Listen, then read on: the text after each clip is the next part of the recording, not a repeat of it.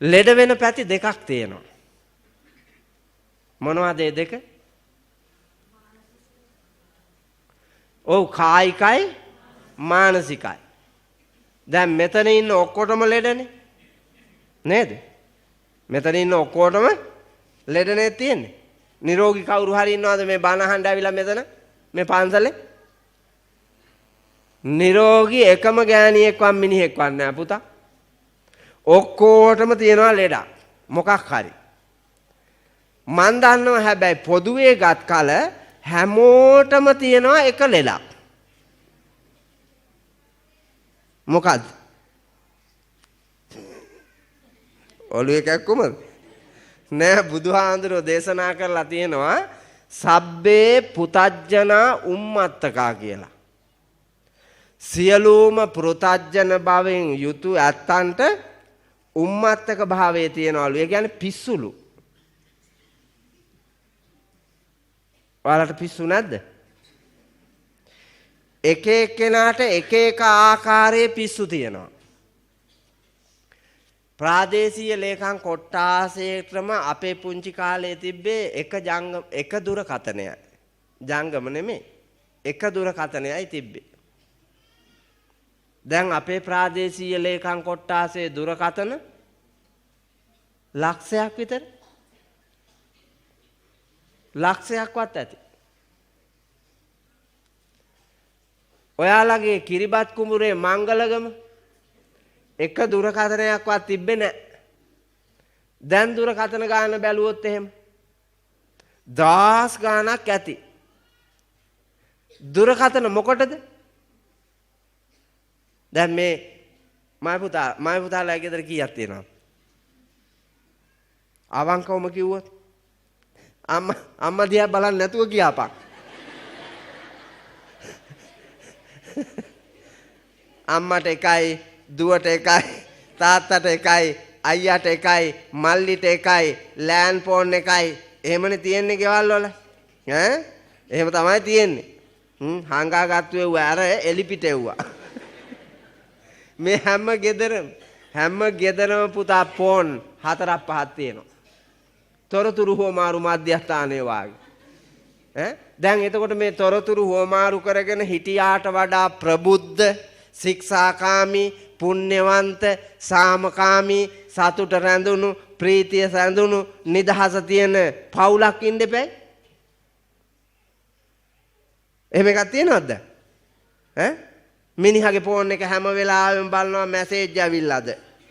ගෑණිගේ එක හැම වෙලාවෙම බලනවා මැසේජ් ඇවිල්ලාද? කොල්ලගේ එක හැම වෙලාවෙම බලනවා මොකාටද අරන් තියෙන්නේ, මොන නම්බර්ද තියෙන්නේ, ඒ නම්බර් අරගෙන ඉවරලා අය ඔබලා බලනවා මොකීද කතා කරුවේ. කෙල්ලගේ එකත් බලනවා එහෙම. අවුල් ජාලාවක් නේ පුතා. අවුල් ජාලාවක්. අතේ සල්ලි දීලා ගෙදෙට්ට පිස්සු අරගෙන ආපු යන්ත්‍ර. ගේ ඇතුලේ. පිස්සු නෙමෙයිද? පිස්සු නෙන්නා. කොල්ලෝ කරාඹු දාලා යනවා. කොල්ලෝ කොණ්ඩේ බැඳලා යනවා. කෙල්ලෝ කලිසම් ඇඳලා යනවා. කොට කලිසනුයි දික් කලිසනුයි. ගෑණි හොයන්නත් බෑ, මිනිහා හොයන්නත් බෑ. පිස්සු නෙමෙයිද? ගෑණි මිනිහට අයියා කියනවා. මිනිහා ගෑණිට නංගි කියනවා. මගේ පැවිදි ජීවිතේ මට අත්දැකීම් නැති හින්දා මං එක දවසක් ඇහුවා මාත්‍යා නැද්ද කියලා. ඉන්නවා ස්වාමීන් වහන්සේ කියලා. ආයෙත් මේකී ගෙට ගිහිල්ලා වෙලා අයියා හාමුදුරුවෝ කතා කරනවා කියලා කිව්වා. කොල්ලාවා.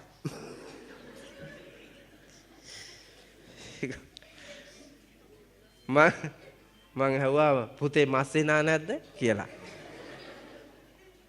මස්සිනා කිව්වේ ස්වාමීන් වහන්සේ අර කීකේ මිනිහා කිව්වම. ඒක මන් තමයි ස්වාමීන් වහන්සේ. එහෙනම් අයියා කියන්නේ?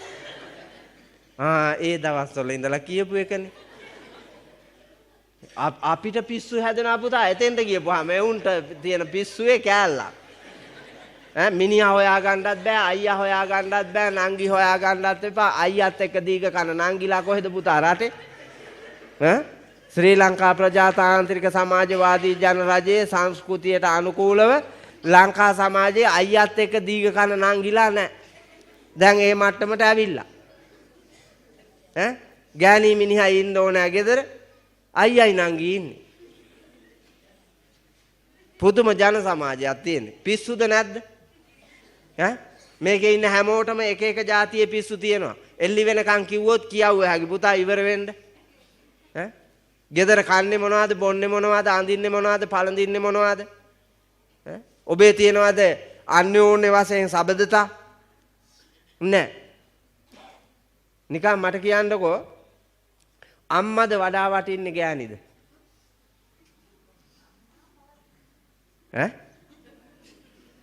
පිරිමි පුළුවන් නම් කියන්නකෝ අම්මා වටින්නේ කියලා මට ඇහෙන්න. අම්මා වටින්නේ කියලා නිකන් වචනාර්ථයට උඹලා කියයි. නැත්තම් වැඩියෙන් සලකන්නේ කාටද පුතා? අම්මටද ගෑනිටද? ගෑනිටනේ බොරුවට අම්මට කිව්වට අම්මව ගිහිල්ලා 7 දවසකට සැරයක්වත් බලලා නැහැ. 7 දවස් සැරයක්වත් බත් පිඟානක් අම්මගේ අතට මේ 365 දවසේම අඹරලා පොඩි කරලා දිවේ තියලා කිරි කඳුළු පෙරාපු කටට ජීවය දීලා ශක්තිය දීලා බලය දීලා මේ අසහාය නිර්මාණය කරපු උත්තම කාන්තාව පැත්තකට තියලා අර කොහෙන්දෝ හම්බෙච්ච පන්රැල් පත එක කොහෙන්දෝ හම්බෙච්ච පන්රැල් පතනේ බලන් එක නෑ පිස්සුද නැද්ද? පිස්සු නෙන්න. නිකන් කතාවට විතරයි. ගෑනු අයට හිතේ ඇති හැම පුතාම එහෙම කරනවා නම් කොච්චර වටිනවද කියලා. ඒ වුණාට ඔබට තේරුන්නේ නැහනේ. ඔබ හැම වෙලාවෙම බලනවානේ මිනිහා මට ආදරය කරන්න ඕනේ අම්මට වැඩිය කියලා. ඒකනේ නැන්දම්මට ওই තරම් විරුද්ධ. මේ හැම ගෑණියක්ම වාගේ නැන්දම්මත් එක්කන් අමනාපයි. කලාතුරකින් දශම ගාණක් ඉන්නේ පුතා අම්මට වගේම ආදරය කරන නැන්දම්මට ආදරය කරන ගෑනු. ලබන භවයේදී මෙහෙම රූපයක්වත් ඇතුව මනුලෝ උපදින්නේ. ඇයි? තම මනුස්සකම ඇතුලේ තම පරපුරේ ස්ත්‍රියකටම මවකටම මවක් වූ ඔබ විසින් නින්දා කරලා අපහාස කරලා රිදවලා කායිකව මානසිකව දීපු පීඩාවට අය ඉපදුනත් අංගවිකලව උපදින්නේ මනුලොව. එහෙම නැත්තම් තිරිසන් ලෝකයක. ඒක තමයි ඇත්ත. ඒ නිසාවෙන් බුදුහාමුදුරුව අනුදැන වදාලා කොසල් මහරජුරුව ඇතුළු පිරිසට ගතේ නිරෝගී භාවයත් හිතේ නිරෝගී භාවයත් ඇතිව නිරෝගී මිනිසෙකු වෙන්නට පුළුවන් නම් ලෝකයේ තියෙන උත්තරීතරම ලාභය ඒක. අනිත් සියලු සම්පත් තමා ළඟට ළඟා කරගන්නට මේ කායික මානසික නිරෝගී භාවය මිනිහෙකුට තියෙනවා නම් ඒ උතුම් වූ බලයෙන් අනිත් ඒවා සොයා ගිය හැකි. නැත්නම් යන්න බෑ. නිකන් හිතන්නකො මට අද තදින් උණ හැදුනා නම් එන්න බැරි තරම් උණක් හැදුනා නම් මොකද කරන්නේ? මෙච්චර මනරම් දම් සභා මණ්ඩපයක් හදලා 10 ගානකගේ බලාපොරොත්තු ඔක්කොම සුණු විසුණු වෙලා යන. මං ඒ වෙනුවෙන් හාමුදුරු කෙනෙක් එව්වා කියන්නකො. කාගම හාමුදුරුවෝ නෙමෙයි යවිලා තියෙන්නේ කියලා ඒකට අර හාමුදුරුවන්ටත් දොස් කියලා පන්සලේ හාමුදුරුවන්ටත් දොස් කියලා මෙච්චර කැපකිරීම කරලා සද්ධාවෙන් කරපු වැඩේ ගඟට කපපු ඉනිසේ පුතා සියල්ලම විනාශ වෙනවා. ඇයි? නිරෝගී භාවය නැති වෙලා. රෝගී භාවය ඇවිල්ලා. නිරෝගී නම් පුතා මේ ලෝකෙ දිනුව හැකි. මේ ලෝකෙ දිනුව හැකි. ඒ දිනන්න නිරෝගී භාවය ආරක්ෂා කරගන්න කයේ සහ සිතේ. හිත ලෙඩ වෙන්නේ ගතට වඩා වේගයෙන්. නේද? දැන් ඔයාලගේ ගතේ ලෙඩක් තියෙන බව මට පේන්නේ නැහැ. හිතේ ලෙඩ තියෙන බව මම දන්නවා. මම බෞද්ධ දර්ශනය ගැන දන්න නිසා හිතේ ලෙඩ තියෙන බව මම දන්නවා. එක එක්කෙනාට එක එක තාලේ වුව ඇති. මොකක් හින්දාද හිත ලෙඩ වෙන්නේ? ඈ මොකක් හින්දාද පුතේ හිත ලෙඩ වෙන්නේ? ක්ලේශ ධර්ම නිසා. තදින්ම බලපාන කෙලෙස් ධර්ම තුනක් තියෙනවා. ලෝභ, ද්වේෂ, මෝහ. බලවත්ම එක ඔතන. නපුරුම බලවත්ම දුෂ්ටම එක කෝකද? ලෝභ, ද්වේෂ, මෝහ කියන තුනේ.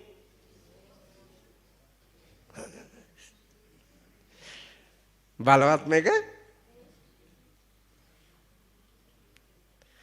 ද්වේෂය කියලා කියන්නේ මොකද්ද? තරහ.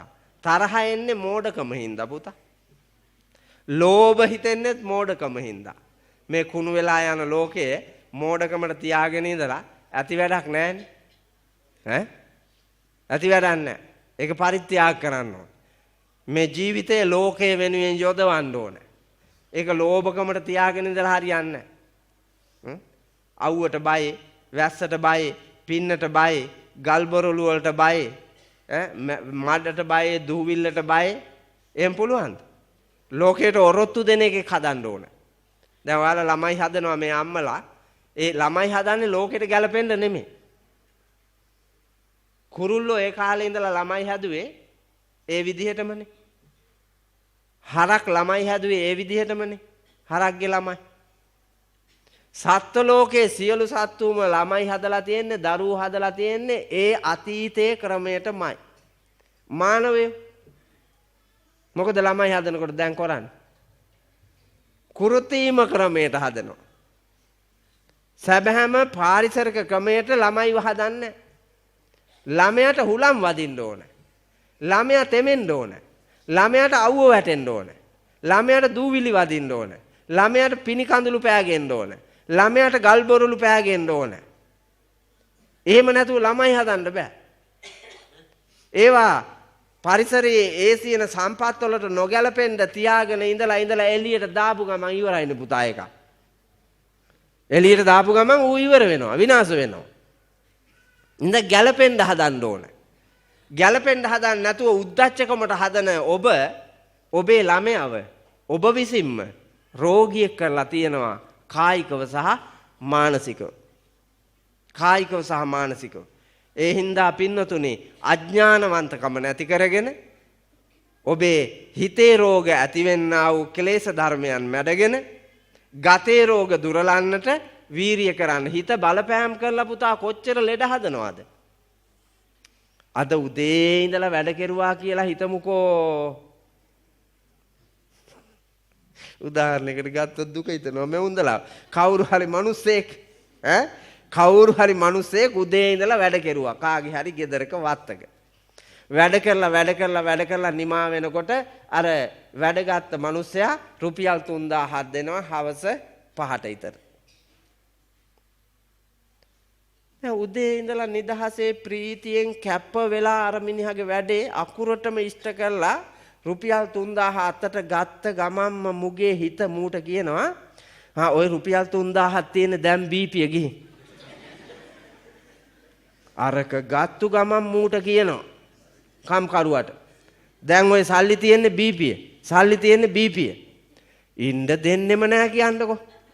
ඇද්දගෙන ගිහිල්ලා අරක්කු තියෙන තැනට මූට අර 1000න් 1500කම බොන්න කියනවා.